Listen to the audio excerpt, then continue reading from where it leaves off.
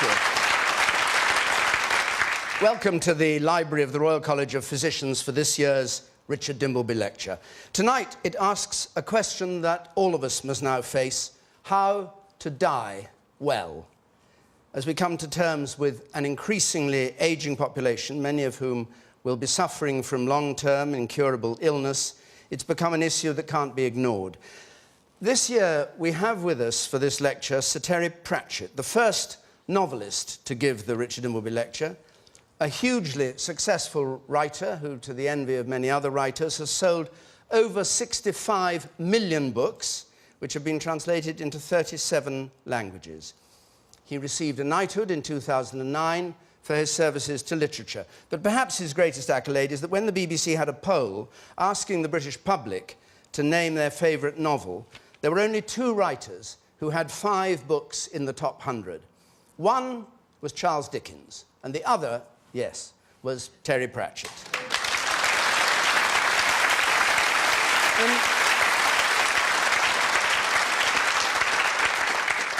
In tonight's lecture, which is called Shaking Hands with Death, Sir Terry is going to give his account of why he believes we should be allowed to choose how and when we end our lives. He refers to this as assisted death. For him, it's not an academic debate. In 2007, he was diagnosed with a very rare form of early-onset Alzheimer's disease. At the time, he boldly declared Alzheimer's would be sorry that it got him, and he fought back by donating $1 million to fund research into dementia. Before I welcome Sir Terry, I must explain just one thing, though. Tonight, he has an understudy here. One of the side effects of his type of Alzheimer's is that Sir Terry can find it difficult to read, a struggle to read. So at his own request, he has what he describes as a stunt Pratchett, who's going to read the speech on his behalf. And he suggested his great friend and colleague, the actor Tony Robinson, forever Baldrick to you and me, who's made his own compelling documentary on the subject of dementia and is an ambassador for the Alzheimer's Society. So it's going to be Tony Robinson who reads the body of the speech. But first, to give his introduction to his Richard Dimbleby Lecture, please welcome Sir Terry Pratchett.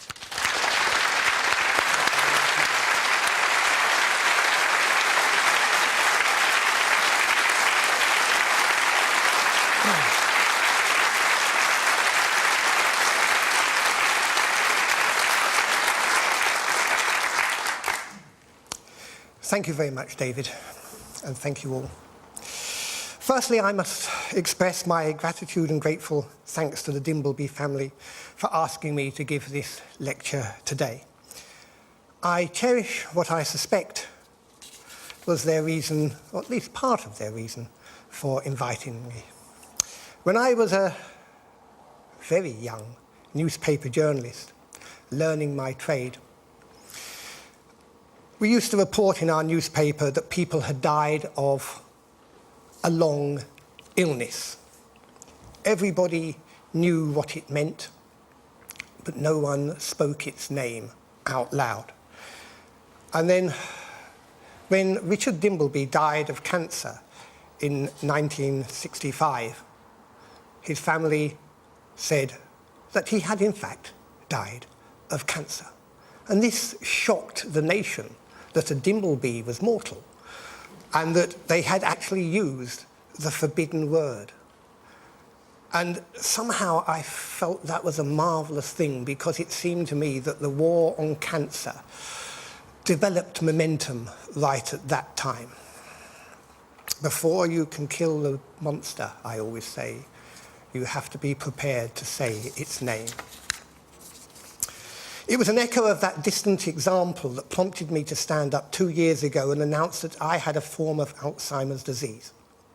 Alzheimer's has been hidden in darkness, and Dimbleby family's decision to be open about Richard's death were at the soul and centre of my own decision. I wanted there to be determination and a reckoning. My name is Terry Pratchett. I'm sure you know by now I've heard myself called Mr. Alzheimer's. What they're going to be calling me in the morning, I have no idea. And I've striven hard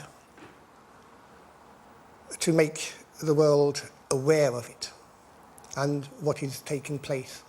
I hope to bring the monster down. And then I realised that there was another taboo. I'm going to talk today about death. But first I have a pleasurable little chore. I may be Mr. Alzheimer's, I may be the one that gets in the newspapers, but there are about half a dozen people here who are ambassadors for the Alzheimer's Society and who have various forms of the disease. And they go around the country and they talk to people and explain to them about it and, as it were, act as a human face, because it's when you meet the people that have got it and talk to them that you start to understand. I suppose I get what might be the kudos, but they do a lot of the work. So, gentlemen, ladies, I thank you very much.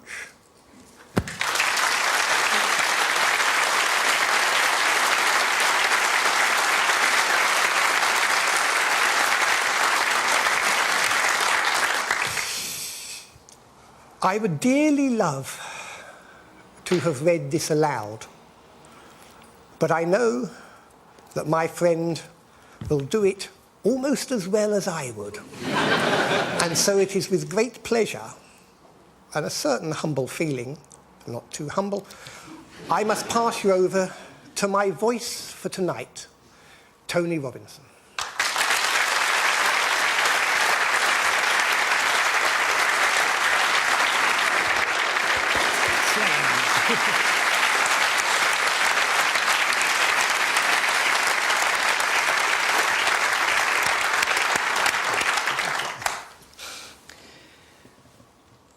When I was a young boy playing on the floor of my grandmother's front room, I glanced up at the television and saw death talking to a knight. And I didn't know very much about death at that point.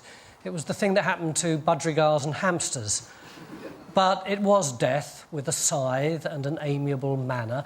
I didn't know it at the time, of course, but I just watched a clip from Bergman's Seventh Seal, wherein the knight engages in protracted dialogue and, of course, the famous chess game with the Grim Reaper, who it seemed to me didn't seem so terribly grim.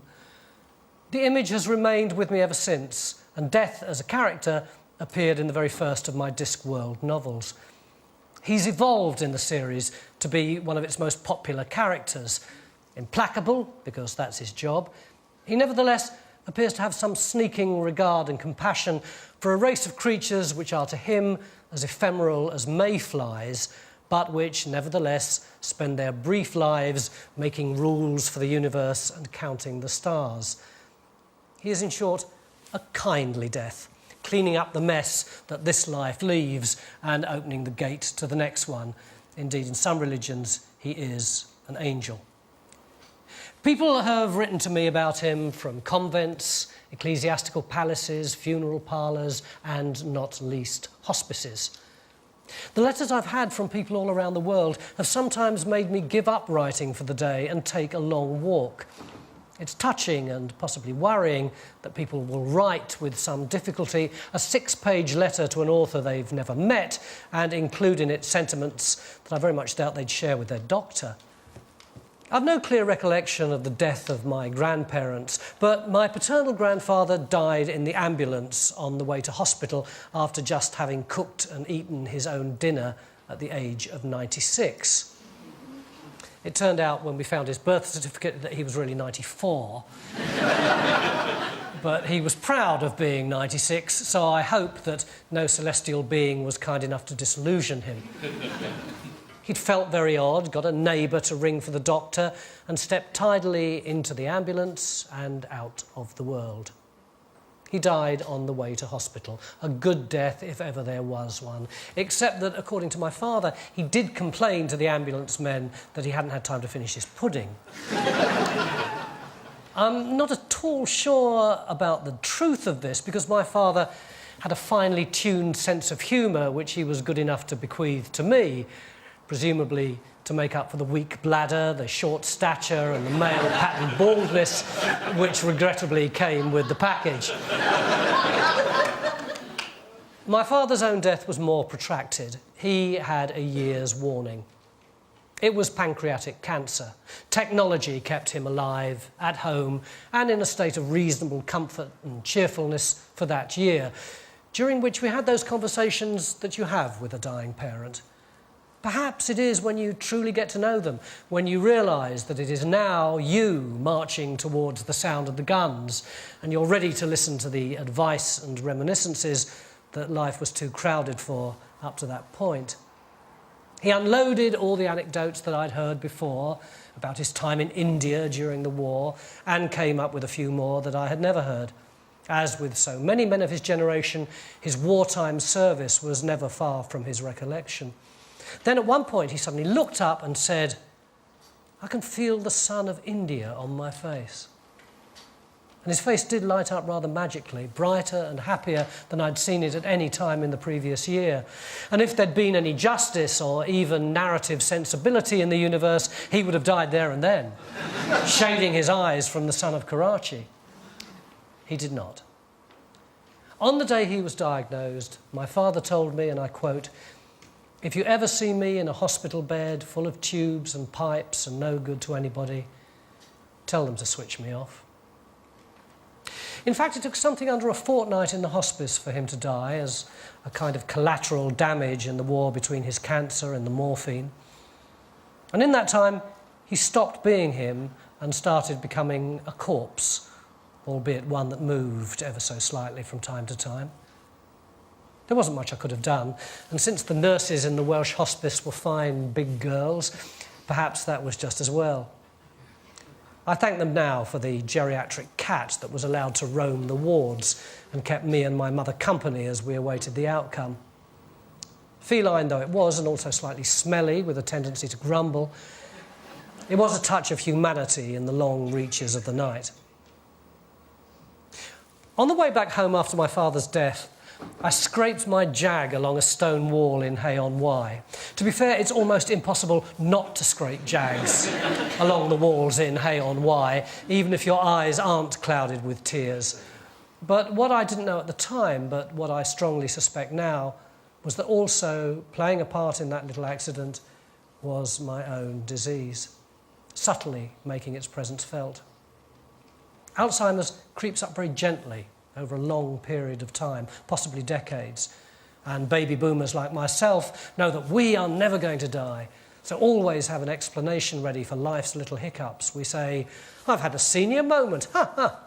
We say, "Everybody loses their car keys." We say, "Oh, I do that too. I often go upstairs and forget, well, what I've come up for." We say, "I often forget someone's name mid-sentence." And thus, we are complicit in one another's determination not to be mortal. We like to believe that if all of us are growing old, none of us are growing old. I've touch-typed since I was 13, but now that was going wrong. I got new spectacles, I bought a better keyboard, not such a bad idea since the old one was full of beard hairs and coffee. And finally, at the end of self-delusion, I went to see my GP. Slightly apologetically, she gave me the standard Alzheimer's test with such taxing questions as what day of the week is it? Off locally for a scan. The result, I didn't have Alzheimer's. My condition was simply wear and tear on the brain caused by the passage of time that happens to everybody. Old age, in short. I thought, well, I've never been 59 before, so this must be how it is. So off I went, reassured about my business. I did a signing tour in Russia, a signing tour in the USA, which included breakfast at the White House. There were lots of other people there. It wasn't as if I handed Mrs. Bush the cornflakes or anything. And then I did a signing tour in Italy, where the wife of our ambassador very diplomatically pointed out that I'd made a fist of buttoning up my shirt. Well, I had got up early for the flight and had dressed in the dark. And so we all had a little chuckle, followed by lunch, and I hoped that everyone but me forgot about it. Back home, my typing now was so full of mistakes that it was simpler for me to dictate to my personal assistant. I went to see my GP again, and she sent me to Addenbrooke's Hospital in Cambridge. I've never discussed the interview with her, but either by luck or prescience, I ended up in front of Dr. Peter Nestor, one of the few specialists in the country, or maybe the world, who would recognise posterior cortical atrophy, the rare variant of my disease. He and his colleagues put me through a battery of tests, and he looked again at my scans, this time, importantly, in a different place. When he gave me the news that I had a rare form of Alzheimer's disease, I quite genuinely saw him outlined in a rectangle of flaming red lines. We had a little bit of a discussion, and then, because the facility was closing for the day, I went home, passing another doctor putting on his bicycle clips. This was Cambridge, after all.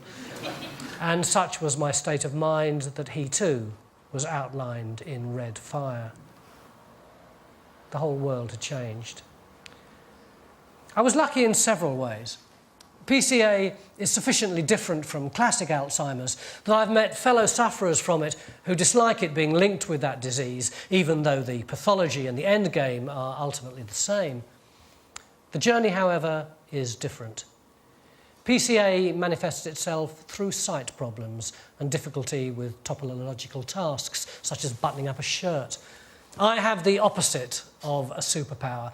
Sometimes I cannot see what is there. I see the teacup with my eyes, but my brain refuses to send me the teacup message. It's very zen. First, there is no teacup, and then because I know there is a teacup, the teacup will appear the next time I look. I have little workarounds to deal with this sort of thing. People with PCA live in a world of workarounds. A glass revolving door is a potential Waterloo. I also have a workaround for that now too. In short, if you didn't know there was anything wrong with me, you wouldn't know that there's anything wrong with me.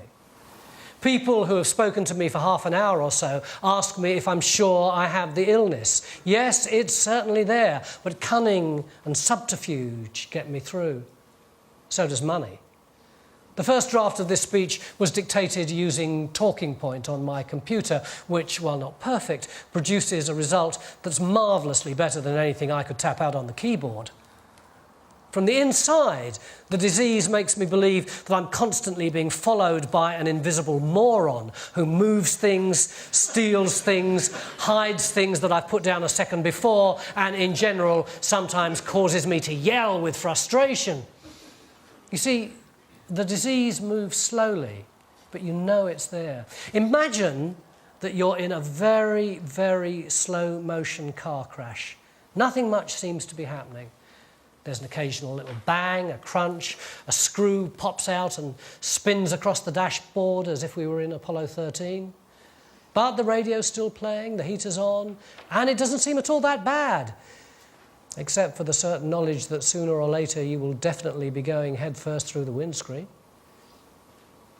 My first call when I got back from Cambridge was to my GP. I wanted to know what was going to happen next. In fact, it became clear that nothing at all was going to happen next unless we made it happen.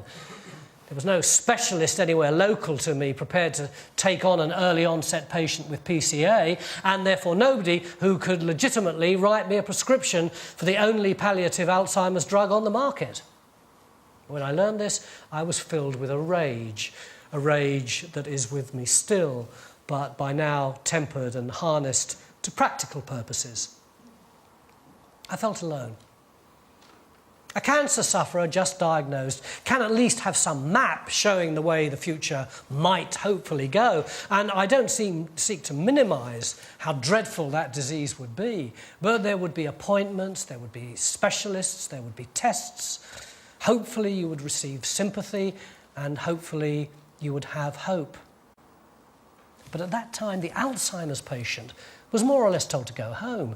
Indeed, I've been contacted by patients who were in effect told just that, with not even the suggestion that they might talk to, for example, the Alzheimer's Society.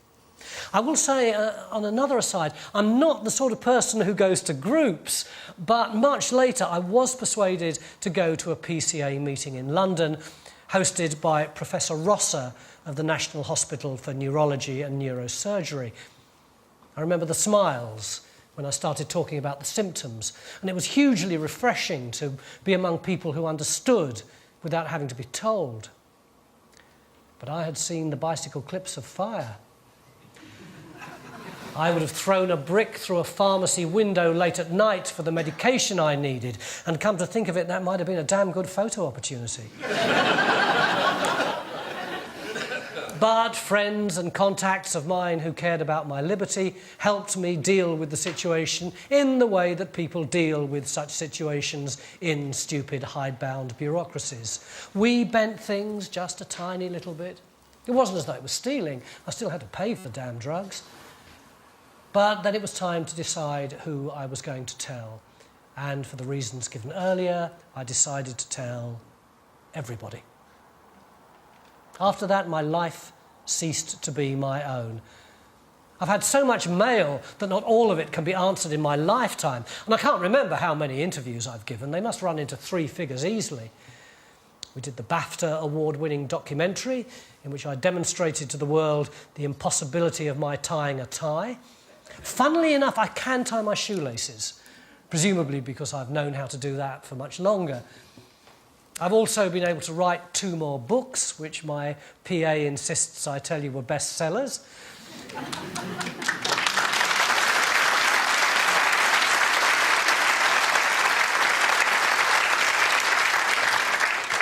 Had a stone bridge built over the stream in my garden. Have been kissed by Joanna Lumley.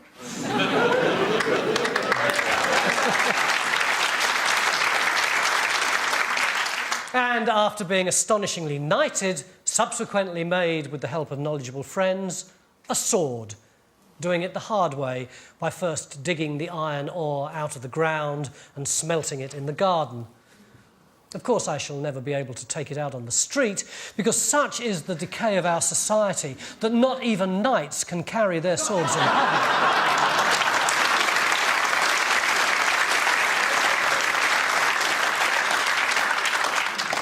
But who could ask for anything more, except for maybe another kiss from Joanna Lumley? But most of all, in the last couple of years, I've been listening. As a journalist, I learned to listen. It's amazing how much people will tell you if you listen in the right way. Rob, my PA, says that I can listen like a vacuum cleaner. Always beware of somebody who's a really good listener. I've heard it said that some people feel that they are being avoided once the news gets around that they have Alzheimer's. For me, it's been just the reverse. People want to talk to me on city streets, in theatre queues, on aeroplanes over the Atlantic, even on country walks. They want to tell me about their mother, their husband, their grandmother. Sometimes it's clear to me that they're extremely frightened, and increasingly they want to talk about what I prefer to call assisted death, but which is still called, wrongly in my opinion, assisted suicide. I'll digress slightly at this point to talk about the baggage those words carry. Let's start with suicide. As a pallid and nervous young journalist, I got to know about suicide. Oh, didn't I just? It was part of my regular tasks to sit in the coroner's court, where I learned all the manifold ways the disturbed human brain can devise to die. High bridges and trains were, I suspect, the most traumatic instruments for all concerned, especially those who had to deal with the aftermath. Newspapers were a little more kindly in those days, and we tended not to go into too much detail, but I had to listen to it. And I remember that coroners never used the word insanity. They preferred the more compassionate verdict that the subject had taken his life while the balance of his mind was disturbed. There was ambivalence to the phrase, a suggestion of the winds of fate and overwhelming circumstance. No need to go into the horrible details that the coroner's officer, always a policeman, mentioned to me after the case. In fact, by now, I've reached the conclusion that a person may make a decision to die because the balance of their mind is level, realistic, pragmatic, stoic and sharp. And that is why I dislike the term assisted suicide applied to the carefully thought out and weighed up process of having one's life ended by gentle medical means. The people who thus far have made the harrowing trip to Dignitas in Switzerland to die seem to me to be very firm and methodical of purpose, with a clear prima facie case for wanting their death to be on their own terms. In short, their mind may well be in better balance than the world around them. I'll return again to my father's request to me that I was unable to fulfil. In the course of the past year or so, I've talked amiably about the issues of assisted dying to people of all sorts because they have broached the subject. A lot of them get nervy about the term assisted death and seriously nervy about assisted suicide. But when I mention my father's mantra about not wishing to go on living supported by the pipes and tubes, they brighten up and say, "Oh yes, I don't have any problem with that." That was the problem reduced from a sterile title into the wishes of a real person in whom perhaps they could see themselves. When I began to draft this speech, the so-called debate on assisted dying was like a snowball fight in the dark. Now it seems to be occupying so much space in the media that I wonder whether something's in the air, an idea whose time is really coming. Very recently, an impassioned outburst by Martin Amis in an interview he gave to the Sunday Times called for euthanasia booths on every street corner. I firmly believe it was there to trap the heart of irony, and I note that it has done so. He was, after all, a novelist talking about a new book.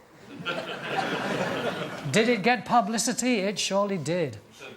Apart from being tasteless, the idea is impractical, especially if there happens to be a photo booth next door.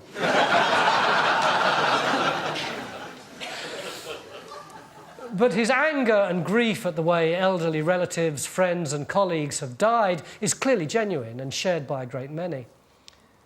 The post-war generation has seen what happened to their elders and are determined that it shouldn't happen to them.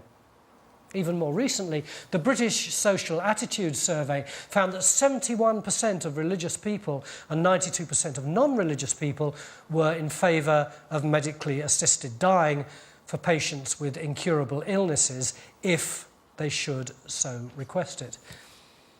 Insofar as there are sides in this debate, they tend to polarise around the Dignity in Dying organisation, who favour assisted death in special circumstances, while others support the Care Not Killing Alliance, whose position, in a nutshell, appears to be that care will cope. And once again, I remember my father. He didn't want to die a curious kind of living death. He wasn't that kind of person. He wanted to say goodbye to me. And knowing him, he would probably have finished with a joke of some kind. And if the nurses had put the relevant syringe in the cannula, I would have pressed it and felt it was my duty. There would have been tears, of course there would. Tears would be appropriate and unsuppressible. But of course this did not happen because myself, my father and the nurses were locked in the aspic of the law. But he actually had a good death in the arms of morphia, and I envy him. I got involved in the debate surrounding assisted death by accident after taking a long and, yes, informed look at my future as someone with Alzheimer's and subsequently writing an article about my conclusions. As a result of my coming out about the disease, I now have contacts in medical research industries all over the world, and I have no reason to believe that a cure is imminent. I do think, on their good advice, that there may be some very interesting developments in the next couple of years, and I'm not the only one to hope for some kind of stepping stone, a treatment that will keep me going long enough for a better treatment to be developed. I said earlier that PCA at the end game is effectively the same as Alzheimer's, and that it's the most feared disease among the elderly. And although I was diagnosed when I was 59, it has struck adults in their 30s. I enjoy my life. and wish to continue it for as long as I'm still myself, knowing who I am and recognising my nearest and dearest.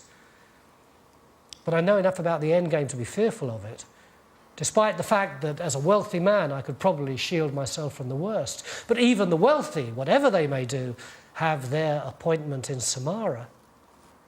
For younger members of the audience, I should say that the fable Appointment in Samara is probably one of the oldest stories in the world and has been recast many times. And its central point is that you can run and you can hide, but every man has his inevitable appointment with death. It's worth a Google. Back in my early reporting days, I was told something that surprised me at the time. Nobody has to do what the doctor tells them.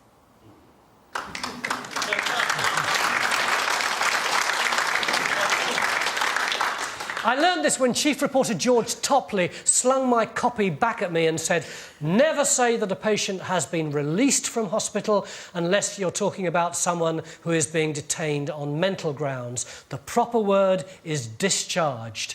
And even though the staff would like you to believe that you just can't walk out until they say so, you damn well can. Although generally speaking, it's best not to be dragging a portable life support system down the steps with you." George was a remarkable journalist who, as a fiery young man, would have fought fascism in the Spanish Civil War, were it not for the fact that he stowed away on the wrong boat and ended up in Hull.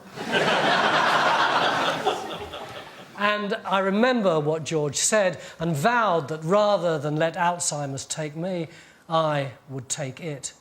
I would live my life as ever to the full and die before the disease mounted its last attack, in my own home, in a chair on the lawn, with a brandy in my hand to wash down whatever modern version of the Brompton cocktail, a potent mixture of painkillers and brandy some helpful medic could supply.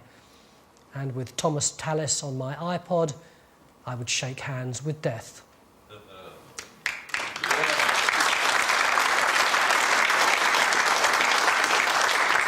I've made my position publicly clear. This seems to me quite a reasonable and sensible decision for someone with a serious, incurable and debilitating disease to elect for a medically assisted death by appointment. These days, non-traumatic death, not the best word, but you'll know what I mean, which is to say deaths that don't, for example, involve several cars, a tanker and a patch of ice on the M4, largely take place in hospitals and hospices. Not so long ago, it took place in your own bed. The Victorians knew how to die. They saw a lot of death. And Victorian and Edwardian London were awash with what we would call recreational drugs, which were seen as a boon and a blessing to all. Departing on schedule with the help of a friendly doctor was quite usual, and there's every reason to believe that the medical profession considered that part of its duty, that part of its duty was to help the stricken patient on their way. Does that still apply? It would seem so. Did the Victorians fear death? As Death says in one of my own books, most men don't fear death. They fear those things, the knife, the shipwreck, the illness, the bomb, which proceed by microseconds if you're lucky and many years if you're not, the moment of death. And this brings us into the whole care or killing argument. The Care Not Killing Alliance, as they phrase it, assures us that no one need consider a voluntary death of any sort since care is always available. This is questionable. Medicine is keeping more and more people alive, all requiring more and more care. Alzheimer's and other dementias place a huge care burden on the country, a burden which falls initially on the next of kin, who may even be elderly, and indeed be in need of some sort of care themselves. The number is climbing as the baby boomers get older, but in addition, the percentage of cases of dementia among the population is also growing. We then have to consider the quality of whatever care there may be, not just for dementia, but for all long-term conditions. I won't go into the horror stories, this isn't the place. And maybe I should leave the field open to Sir Michael Parkinson, who, as the government's dignity ambassador, describes incidents that are, and I quote, absolutely balmy and cruel beyond belief, and care homes as little more than waiting rooms for death. It appears that care is a lottery, and there are those of us who don't wish to be cared for, who don't want to spend their time in anyone's waiting room, to have the right not to do what you're told by a nurse, not to obey the doctor, a right, in my case, to demand here and now the power of attorney over the fate of the Terry Pratchett that at some future date I will become. People exercise themselves when they wonder what their nearest and dearest would really want. Well, my nearest and dearest know, and now so do you. A major objection frequently flourished by opponents of assisted dying is that elderly people might be illegally persuaded into asking for assisted death. Could be. But the Journal of Medical Ethics reported in 2007 that there was no evidence of the abuse of vulnerable patients in Oregon, where assisted dying is currently legal. I don't see why things should be any different here. I'm sure nobody considers dying flippantly. The idea that people would persuade themselves to die just because some hypothetical Acme one-stop death shop has opened down the road is fantastical. But I can easily envisage that a person, elderly or otherwise, weighed down with medical problems and understandably fearful of the future and dreading what is hopefully called care, may consider the Victorian-style death, gently assisted by a medical professional at home. That might be a more dignified way to go. Last year, the government finally published guidelines on dealing with assisted death. They didn't appear to satisfy anybody.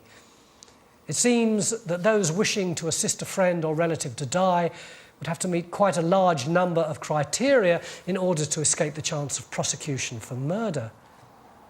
We should be thankful that some possibility that they might not be prosecuted is in theory possible, but as laid out, the best anyone could do is keep within the rules and hope for the best. That's why I and others have suggested some kind of strictly non-aggressive tribunal that would establish the facts of the case well before the assisted death takes place. This might make some people, including me, a little uneasy, as it suggests the government has the power to tell you whether you can live or die. But that said, the government cannot sidestep the responsibility to ensure the protection of the vulnerable, and we must respect that. It grieves me that those against assisted death seem to assume as a matter of course that those of us who support it have not thought long and hard about this very issue and know that it's of fundamental importance. It is, in fact, at the soul and centre of my argument. The members of the tribunal would be acting for the good of society as well as of that of the applicant, horrible word, and ensure that they're of sound and informed mind, firm in their purpose, suffering from a life-threatening and incurable disease, and not under the influence of a third party. It would need wiser heads than mine, though heaven knows that they should be easy enough to find, to determine how such tribunals are constituted. But I would suggest there should be a lawyer, one with expertise in dynastic family affairs, who's become good at recognising what somebody really means, and indeed, if there is outside pressure, and a medical practitioner experienced in dealing with the complexities of serious long-term illnesses. Those opposing assisted death say that the vulnerable must be protected, as if that would not have occurred to anyone else. As a matter of fact, there is no evidence, and evidence has been sought, that anywhere in the world where assisted dying is practiced, the sick or elderly are being cajoled into assisted death by relatives. And I see no reason to believe why that would be the case here. Doctors tell me that, to the contrary, family members more often beg them to keep Granny alive, even when Granny is indeed, by all medical standards, at the end of her natural life. Importantly, the tribunal would also serve to prevent, as much as humanly possible, any abuses. I would also suggest that all those on the tribunal are over 45 years old, by which time they may have acquired the rare gift of wisdom, because wisdom and compassion should in this tribunal stand side by side with the law. The tribunal would also have to be a check on those seeking death for reasons that reasonable people may consider trivial or transient distress. I dare say that quite a few people have contemplated death for reasons that much later seem to them to be quite minor. If we are to live in a world where a socially acceptable early death can be allowed, it must be allowed as a result of careful consideration. Let us consider me as a test case. As I've said, I would like to die peacefully with Thomas Tallis on my iPod before the disease takes me over. And I hope that will not be for quite some time to come, because if I knew that I could die at any time I wanted, then suddenly every day would be as precious as £1 million. If I knew that I could die, I would live. My life, my death, my choice.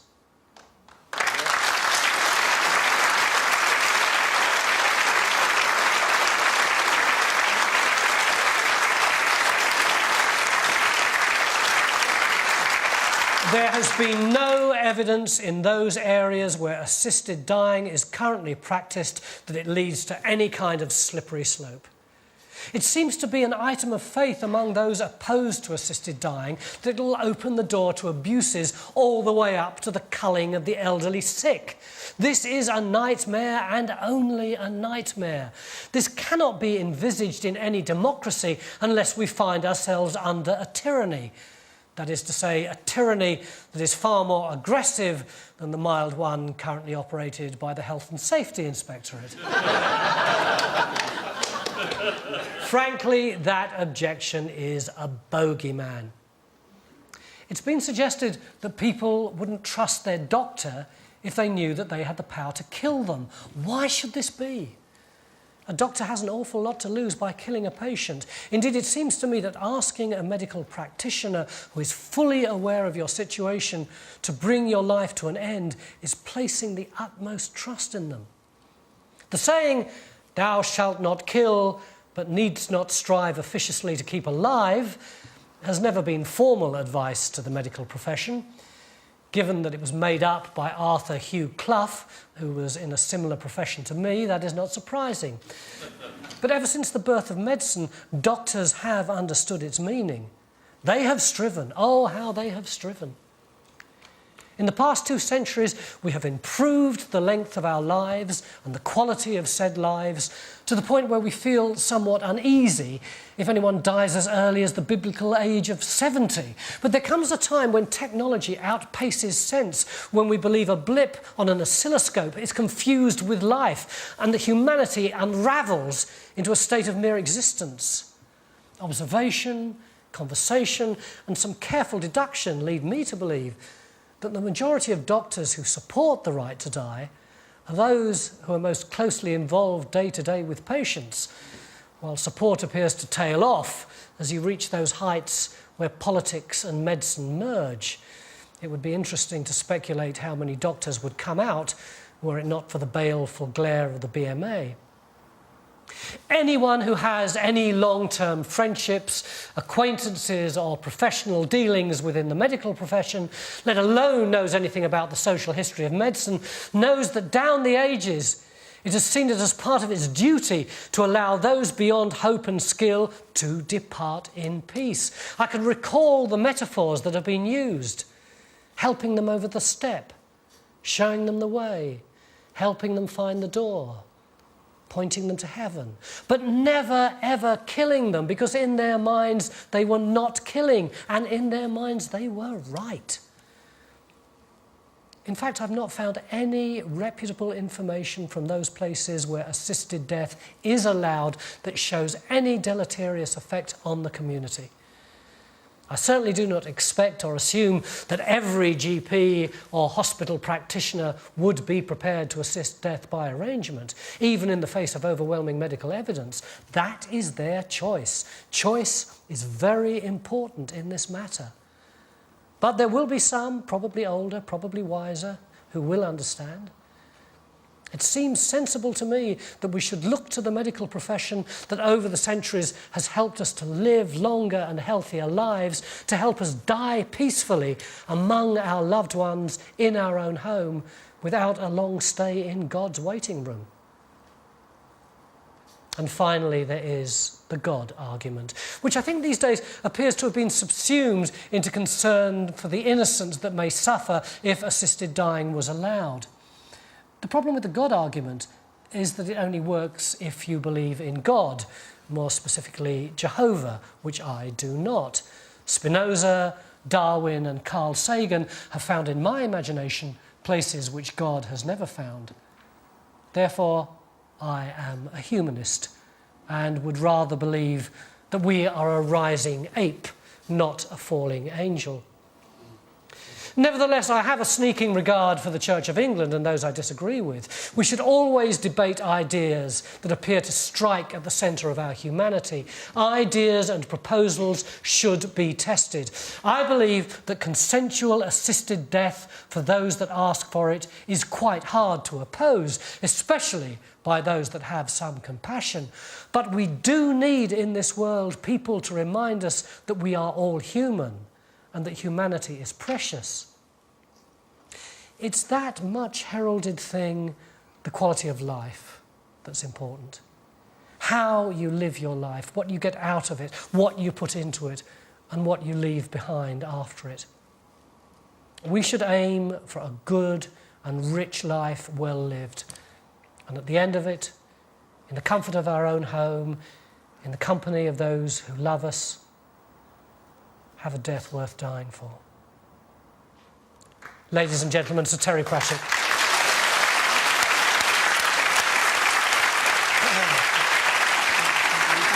Absolutely great. And very scientific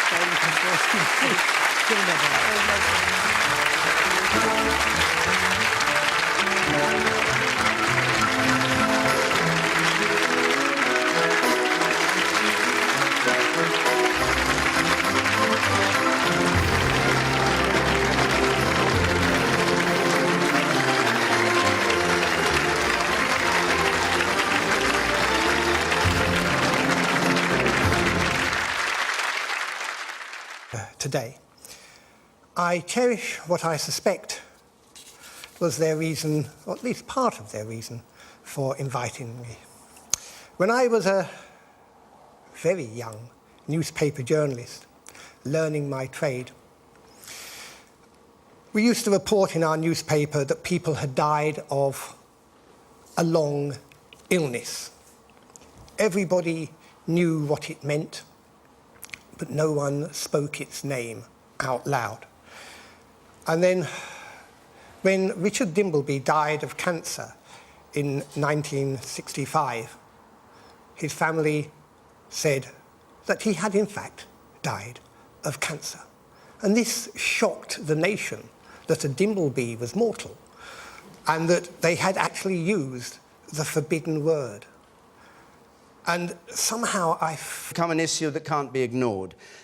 This year we have with us for this lecture Sir Terry Pratchett, the first novelist to give the Richard Dimbleby Lecture, a hugely successful writer who, to the envy of many other writers, has sold over 65 million books, which have been translated into 37 languages. He received a knighthood in 2009 for his services to literature. But perhaps his greatest accolade is that when the BBC had a poll asking the British public to name their favourite novel, there were only 2 writers who had 5 books in the top 100. One was Charles Dickens, and the other, yes, was Terry Pratchett.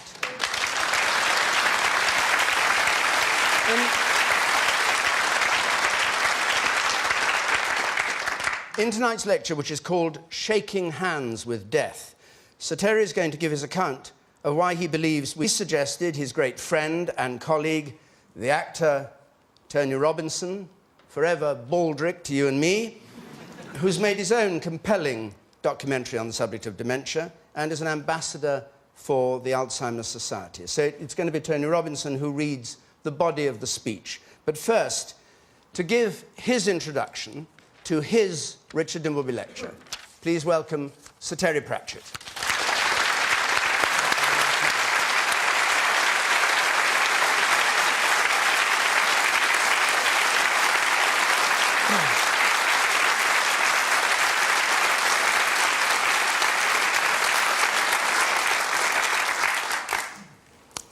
Thank you very much, David, and thank you all. Firstly, I must express my gratitude and grateful thanks to the Dimbleby family for asking me to give this lecture. We should be allowed to choose how and when we end our lives. He refers to this as assisted death. For him, it's not an academic debate. In 2007, he was diagnosed with a very rare form of early onset Alzheimer's disease. At the time, he boldly declared Alzheimer's would be sorry that it got him, and he fought back by donating $1 million to fund research into dementia. Before I welcome Sir Terry, I must explain just one thing, though. Tonight, he has an understudy here. One of the side effects of his type of Alzheimer's is that Sir Terry can find it difficult to read, a struggle to read. So at his own request, he has what he describes as a stunt Pratchett, who's going to read the speech on his behalf. And he...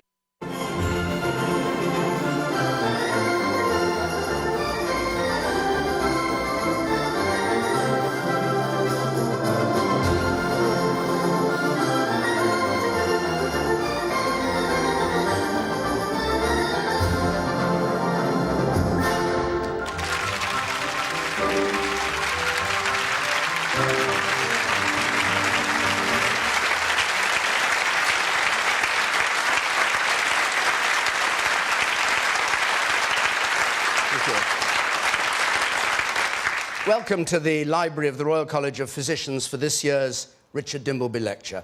Tonight, it asks a question that all of us must now face: how to die well. As we come to terms with an increasingly ageing population, many of whom will be suffering from long-term incurable illness, it's